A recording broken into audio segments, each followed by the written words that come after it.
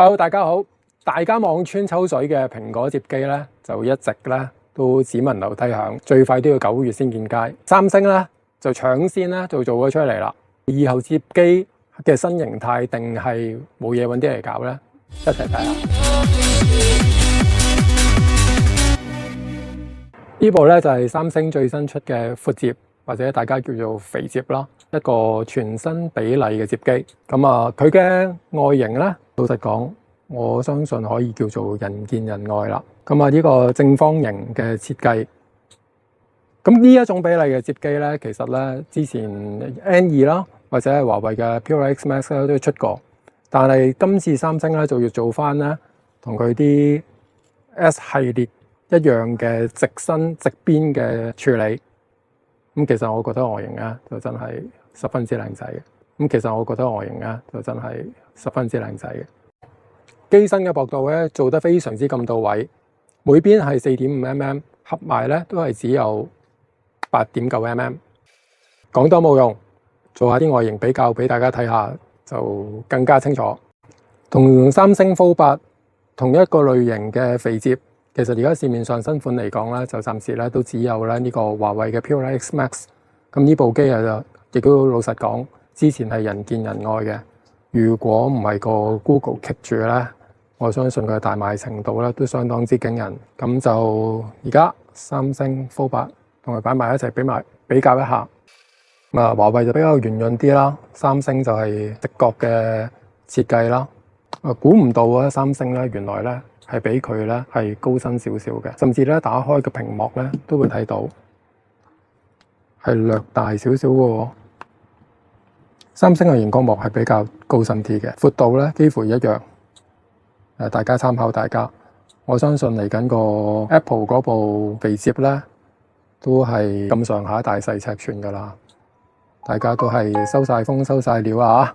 驚人咁相似啊啲尺寸。厚度嘅比較又最好就攞埋大家最熟悉嘅 iPhone 17 Pro Max 咯，可以睇到啦。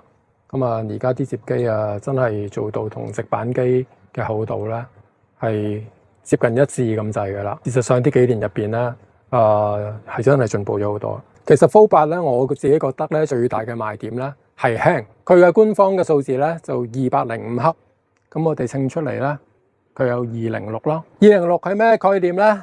由大家稱下啦。iPhone 17 Pro Max 係246 gram，Pura X Max 237，最近亦都大家非常之受歡迎嘅 Vivo X Fold 6 246，Fold 8 104，真係比其他嘅熱門嘅摺機，甚至係直身機都輕咗非常之咁多。拎上手嘅手感咧，好難同大家形容，建議真係要上手去感覺一下，真係非常之舒服同埋好正。摺機講咩都假，最緊要係個熒光幕。外屏係一個5.5寸10:16正方形比例啊，真係好得意啊！呢個正方形嘅外屏好有新鮮感。內屏4:3 7.6寸嘅熒光幕，雖然機仔細啊，但係攤直咧，其實咧嗰個視野咧都非常之咁廣闊。同埋咧，三星咧就終於咧聽到大家嘅意見啦。今年嘅摺頻控制咧真係做得非常之咁靚嘅。真係要好揾到一個燈光照射個折射位咧，我相信咧先至睇到佢摺頻。如果正常咁睇咧，甚至摸落去咧都唔多覺噶啦。受惠於佢用咗鈦金屬嘅支撐板同埋鈦金屬嘅呢個薄片啊，去支撐個熒光幕，對三星嚟講係一個全新嘅技術嚟嘅，靚仔嘅。不過咧，呢個最新嘅熒光幕嘅設計咧，摺頻係做得靚咗好多，但係咧就官方咧都會承認咗咧，係嗰個圓庭嘅角度咧係會減少嘅。呢部機咧個圓庭咧就真係有啲搞笑啦，90度，原來佢係幾乎係冇圓庭咁滯嘅，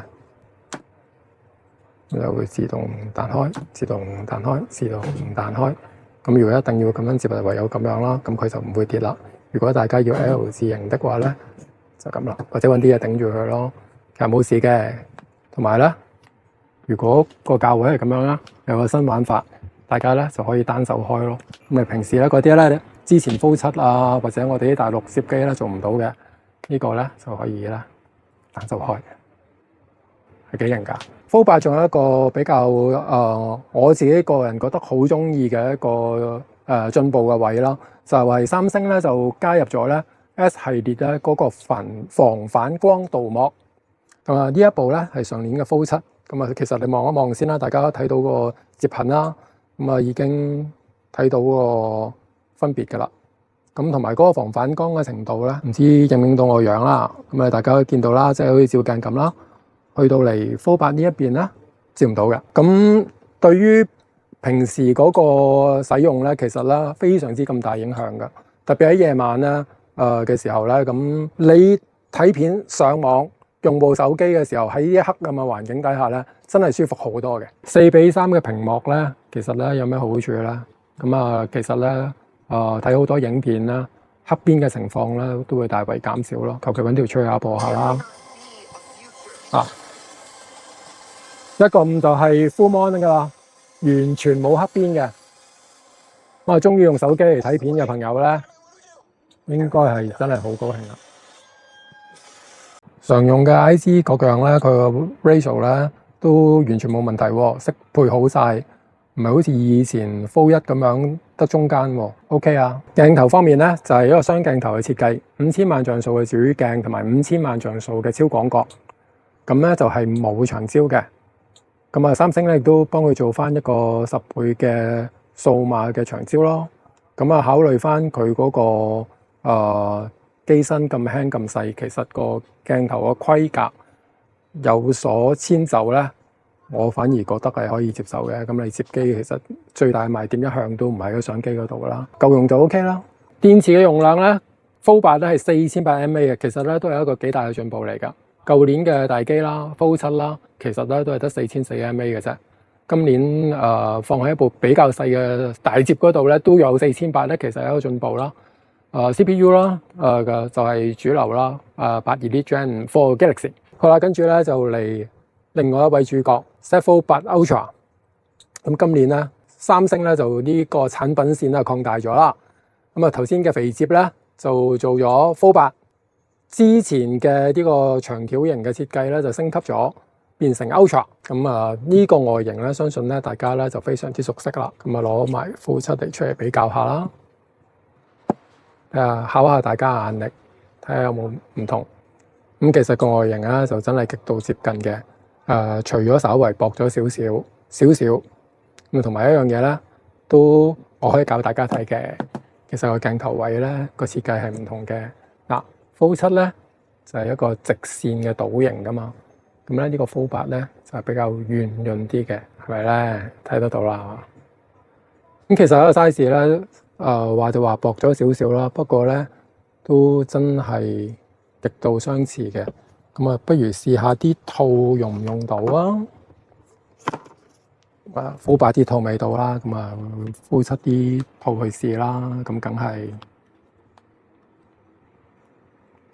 爭少少㗎，頂住㗎，冇咁着數啊！大家全部都要再買過啊，冇諗多咗啊！佢應該個鏡頭咧褪側咗少少，頂住咗落唔到咯。其實啱身嘅，不過頂住咯，落唔到咯。雖然個樣差唔多，不過咧 Fold 8 Ultra 咧，佢其實咧進步位咧都有好多嘅。首先當然係大家最緊張嘅摺痕啦。雖然我就最唔緊張，我都慣晒㗎啦。摺痕我已經同佢諗住共存亡㗎啦。不過大家既然咁覺得係咁緊要一樣嘢，咁啊所有廠商咧都係喺呢一方面咧去努力嘅。咁啊比上一代一定係靚仔咗好多，平滑咗好多㗎啦。咁同埋咧好貼心嘅。我之前都講過咧，其實而家啲摺機咧越嚟越薄。隻手指攝唔到落去，其實好難開嘅。唔係三星，所有牌子都係，包括啲內地品牌都係。DV6 啊、N6 啊，真係咧用力拮入去咧，先至咧開到部機。咁其實咧 Fold 8咧就真係取消咗咧佢嗰啲磁力嘅拍。之前佢有少少磁力吸翻埋嘅，仲更加實添 Fold 7。咁今年取消咗，咁其實咧大家睇下，真係同埋佢呢度做咗少少凹位啊，咁所以打開咧就方便咗好多嘅，真係個開山好療愈嘅，其實咁容易開咗，又會唔會好似頭先 Fold 8咁樣動又咁彈開咧？咁佢又唔會喎，真係好乞人憎嘅喎。Fold 8好彩係冇事㗎，仍然係做到比較大嘅多角度嘅圓亭嘅，唔使驚嚇。即係可能大家佢嘅定位比較商務啲，可能佢嘅做法有少少唔同。佢又唔會因為嗰個新嘅鉸鏈啦，或者遷就嘅折痕咧，而將個角度咧做得太細。care 呢樣嘢嘅，大家唔使擔心啦。仲有啲咩進步咧？有鏡頭方面咧，都係提升咗嘅。2億像素嘅主鏡同 Fold 7係一樣。咁廣角鏡咧就升級到去5000萬像素。不過長焦咧就仍然咧係得1000萬嘅，咁1000萬像素嘅長焦咧就對比啲內地品牌嚟講咧，就可能真係有啲鉗啦。不過就唔緊要，廣角鏡係升級咗嘅。電池咧亦都大幅咧升級到去咧呢個5000mAh。咁其實咧比之前上一代咧就係呢一個升級咗成1000mAh嘅，其實都算係比較重大嘅升級嚟㗎啦。冇辦法啦，三星嘅電池咧一定係會比較保守㗎啦。咁今年都總算從善如流，肯加大，因為好幾年未加大過㗎啦。其實個電池容量，其實咧 Fold 8 Ultra 咧一個好大嘅賣點啦，同頭先嘅 Fold 8一樣輕。咁而家榜上邊嘅係呢個 Fold 7 228g， 我哋睇下 Fold 8 218，咁就217啦。其實咧喺鏡頭最緊要係嚿電池都做大咗嘅情況底下，係比上一代輕咗嘅。咁所以你都唔可以話三星係完全冇做嘢嘅，始終都喺個做工方面係進步咗好多嘅。三星 Fold 8同埋 Fold 8 Ultra 簡單嘅分享啦，就去到呢一度。唔知大家中唔中意佢哋啦？不過佢哋一定係為咗呢個下半年嘅手機旗艦機嘅大戰咧揭開咗序幕。咁嚟緊咧仲有好多好勁嘅 model 咧，陸續咧喺呢2個月咧都會見街㗎啦。咁到時再同大家分享。我係三和電器嘅 Simon，多謝晒大家嘅支持。記住 like and subscribe 我哋嘅 channel，多謝晒。